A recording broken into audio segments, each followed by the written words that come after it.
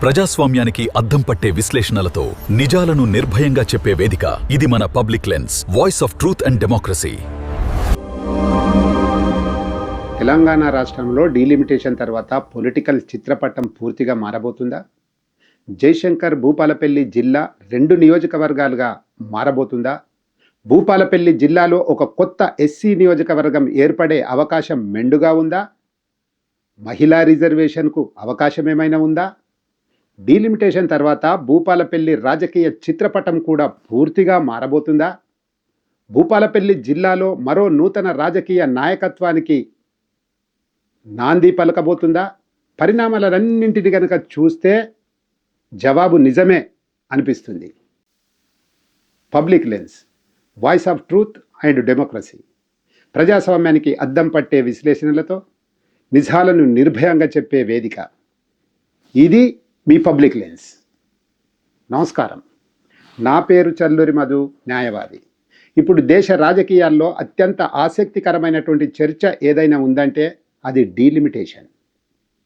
ఇటీవల ప్రధానమంత్రి సలహా మండలి భారతదేశ డీలిమిటేషన్కు సంబంధించి 78 పేజీల సమగ్ర నివేదికను అనుసరించి, అలాగే జాతీయ మీడియాలలో వివిధ టీవీ ఛానళ్లలో వస్తున్నటువంటి విశ్లేషణలను చూస్తే 2026 తర్వాత దేశవ్యాప్తంగా డీలిమిటేషన్ ప్రక్రియ ప్రారంభమయ్యే అవకాశాలు కనిపిస్తూ ఉన్నవి. ప్రస్తుతం దేశంలో 543 పార్లమెంటు స్థానాలున్నవి.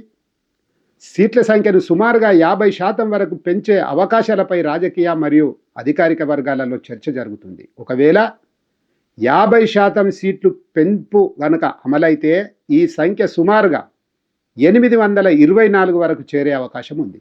అంటే స్వతంత్రం తర్వాత భారతదేశ ఎన్నికల చరిత్రలోనే అతి పెద్ద రాజకీయ పునర్విభజనకు దేశం సిద్ధమవుతున్నట్లుగా కనపడుతూ ఉంది.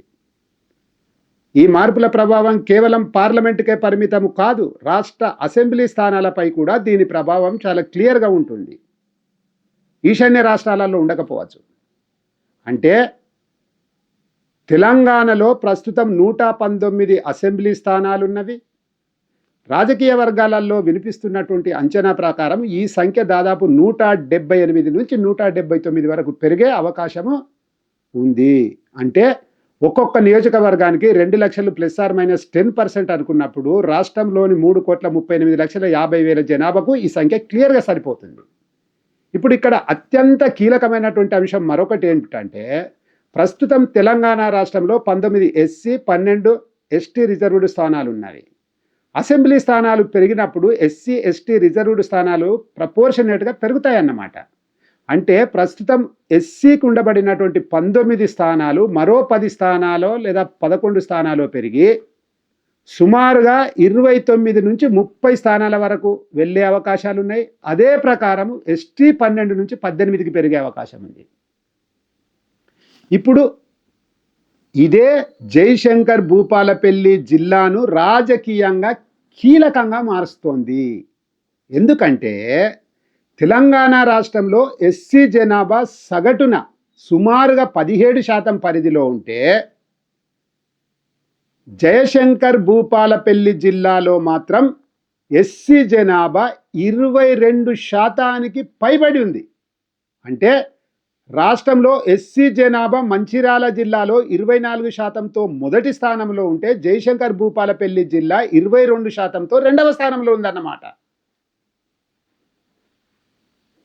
అంటే రాష్ట్ర సగటు జనాభా కంటే చాలా ఎక్కువ. అదే భవిష్యత్తులో ఈ జిల్లాలో ఒక కొత్త ఎస్సీ రిజర్వ్డ్ కాన్స్టిట్యున్సీ ఏర్పడే అవకాశాలకు ప్రధాన డెమోగ్రాఫిక్ స్ట్రెంగ్త్గా మారబోతుంది. మరో ముఖ్యమైనటువంటి అంశం ఏమిటంటే, జయశంకర్ భూపాలపల్లి జిల్లా ఒక ప్రత్యేక సామాజిక రాజకీయ నిర్మాణాన్ని కలిగి ఉంది. ఒకవైపు కోల్ బెల్ట్, మరోవైపు Singareni labour population, industrial work force, SC labour colonies, ఇవన్నీ కలగలిపి ఈ జిల్లాలో ఎస్సీ పాపులేషన్ యొక్క కాన్సన్ట్రేషన్ను పెంచుతూ ఉన్నవి. ప్రస్తుతం భూపాలపల్లి నియోజకవర్గ పరిధిలో ఉన్నటువంటి మండలాలు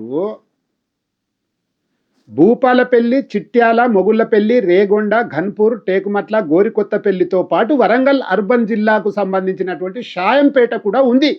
రేపు షాయంపేట వరంగల్ అర్బన్ జిల్లాకి వెళ్ళిపోతుంది, ఇక్కడ ఉండదు. మరోవైపు ప్రస్తుతం మంతిని నియోజకవర్గ పరిధిలో ఉన్నటువంటి భూపాలపల్లి జిల్లా పరిపాలనలో కొనసాగుతున్నటువంటి మండలాలు పలిమెల, కాటారం, మహదేపూర్, మహాముత్తారం, మలహార్ మండలాలు. ఇవి ప్రస్తుతం శ్రీధర్ బాబు గారి కాన్స్టిట్యున్సీలో ఉన్నాయి, మంత్రి కాన్స్టిట్యున్సీలో. అంటే ఒకే జిల్లా పరిపాలనలో ఉన్న ప్రాంతాలు రెండు వేరు రాజకీయ నియోజకవర్గాలలో కొనసాగుతున్నవి.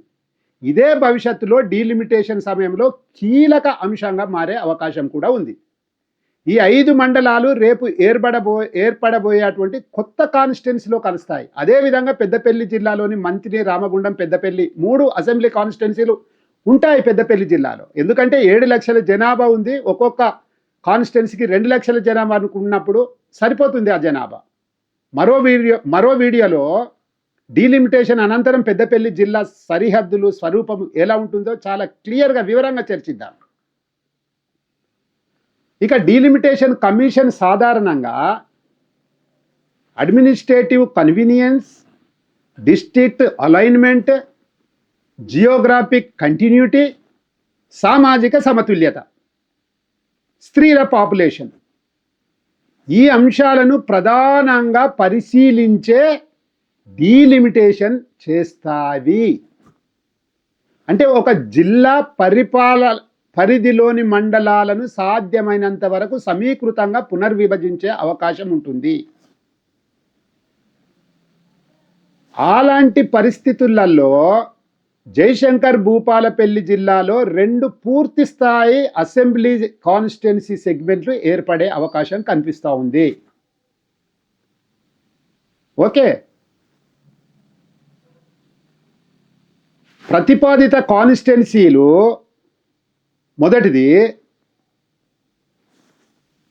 ఘన్పూర్, రేగొండ, చిట్యాల, మొగుళ్లపల్లి, టేకుమట్ల, గోరికొత్తపల్లి ఈ మండలాలు కలిపి ఒక జనరల్ కాన్స్టిట్యున్సీగా కొనసాగే అవకాశం కనిపిస్తూ ఉంది.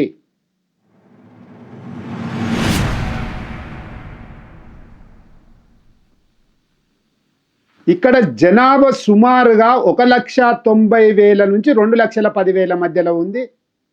ఎస్సీ జనాభా 15 అటు ఇటుగా కాస్త అటు ఇటుగా ఉంది. 2011 అధికారిక లెక్కల ప్రకారం. అంటే రాష్ట్ర సగటు ఎస్సీ జనాభా కంటే తక్కువ అన్నమాట. స్త్రీల నిష్పత్తి సుమారుగా 1000కి 1001. ఇది కూడా ఒక ముఖ్యమైనటువంటి అంశం, గుర్తుపెట్టుకోవాల్సినటువంటి అంశం కూడా. ఈ బెల్టులో గ్రామీణ సామాజిక నిర్మాణం ఎక్కువ, ఇండస్ట్రియల్ సెటిల్మెంట్ తక్కువగా, ఎస్సీ పాపులేషన్ కూడా తక్కువగా ఉండటం కారణంగా ఈ బెల్ట్ రేపు జనరల్ కేటగిరీలో కొనసాగే అవకాశం చాలా ప్రస్ఫుటంగా ఆగుపడుతూ ఉంది. ప్రతిపాదిత మరో కాన్స్టిట్యున్సీ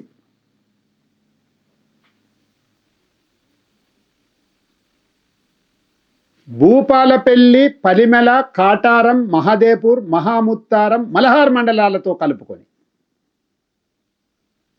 ఒక కొత్త ఎస్సీ రిజర్వ్డ్ కాన్స్టిట్యున్సీగా రూపుదిద్దుకునే అవకాశం 100కు 100% ఉంది.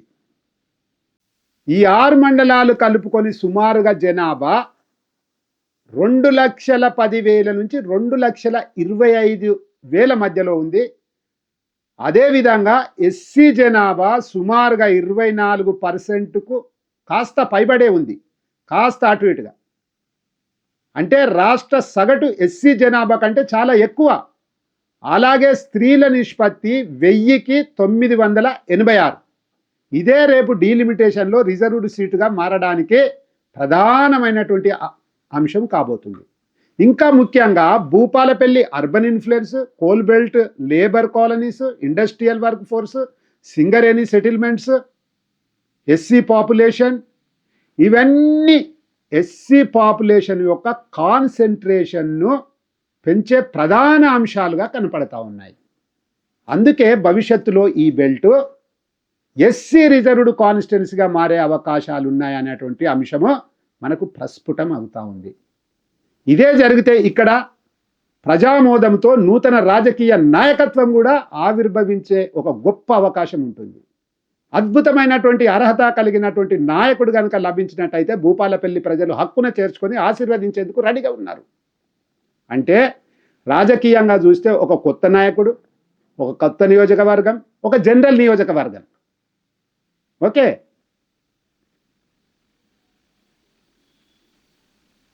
ఒకే జిల్లా పరిపాలనలో ఉన్న మండలాలు వేరువేరు నియోజకవర్గాలలో కొనసాగుతున్నటువంటి పరిస్థితి కూడా ఇక్కడ 2 నియోజకవర్గాలు భూపాలపల్లి జయశంకర్ జిల్లాలో ఏర్పడటానికి కారణమవుతాయి. కాబట్టి స్పష్టమైనటువంటి డెమోగ్రాఫిక్ డివిజన్ కనిపిస్తూ ఉంది. అందుచేత వీటన్నింటిని మొత్తంగా కలగలిపి చూసినప్పుడు తెలంగాణలో ఎస్సీ రిజర్వ్డ్ స్థానాలు పెరిగే క్రమంలో భవిష్యత్తులో జయశంకర్ భూపాలపల్లి జిల్లాలో ఒక కొత్త ఎస్సీ రిజర్వ్డ్ కాన్స్టిట్యున్సీ, మరో జనరల్ నియోజకవర్గం ఏర్పడే అవకాశాలు వీటన్నింటిని పరిధిలోకి తీసుకున్నప్పుడు మరింత బలపరుస్తున్నాయి కూడా. ఓకే, ఇదే మా విశ్లేషణ. మీ అభిప్రాయం ఏమిటి? భూపాలపల్లి జిల్లాలో నిజంగానే ఒక కొత్త ఎస్సీ నియోజకవర్గం వస్తుందా? మరో నూతన రాజకీయ నాయకత్వం ఆవిర్భవించబోతుందా? కామెంట్ రూపంలో తెలియపరచండి. వీడియో నచ్చితే లైక్ చేయండి, షేర్ చేయండి, ఛానల్ని సబ్స్క్రైబ్ చేసుకోండి. Public lens, voice of truth and democracy, ప్రజాస్వామ్యానికి అద్దం పట్టే విశ్లేషణలతో మరో ముఖ్యమైనటువంటి అంశంతో మళ్ళీ మీ ముందుకు వస్తాను. అంతవరకు సెలవు. ధన్యవాదాలు. ప్రజాస్వామ్యానికి అద్దం పట్టే విశ్లేషణలతో నిజాలను నిర్భయంగా చెప్పే వేదిక ఇది మన public lens, voice of truth and democracy.